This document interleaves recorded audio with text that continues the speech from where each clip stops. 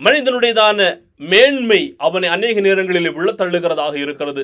இன்றைக்கு அநேக கிறிஸ்தவருடைய வாழ்க்கையிலும் கூட அது காணப்படுகிறதாக இருக்கிறது. என்னால் இவைகளெல்லாம் செய்ய முடிகிறது, இந்த விதமான தாளந்துகள் எல்லாம் என்னுடைய வாழ்க்கையில் காணப்படுகிறது, ஆண்டவருக்கு என்று சொல்லி அநேக விதமான காரியங்களை நான் செய்கிறேன் என்கிறதான அந்த பெருமை அநேக நேரங்களிலே காணப்படுகிறது. அந்த பெருமையின் காரியங்களை நான் உதறி வைத்துவிட்டு தேவனை மாத்திரமே சார்ந்திருக்க வேண்டியது அவசியம். மனிதன் அநேக விதமான முயற்சிகளிலே தன்னுடைய மேன்மைக்கு என்று சொல்லி அவன் ஈடுபடுவான். ஆனால் கர்த்தருடைய ஆலோசனை அது நிலை நிற்கிறதாக இருக்கிறது. அருமையான தேவனுடைய ஜனங்களே, உங்களுடைய வாழ்க்கையும் என்னுடைய வாழ்க்கையை நாம் சோதித்து பார்க்க வேண்டியது அவசியம். நம்முடைய வாழ்க்கை கிறிஸ்துவுக்குள்ளதாக எப்படி காணப்படுகிறதாக இருக்கிறது? நாம் செய்கிறதான ஒவ்வொரு காரியங்களும் பெருமைக்கு என்று செய்கிறோமா, அல்லது தேவனுடைய நாமத்தின் மகிமைக்கு என்று செய்கிறோமா?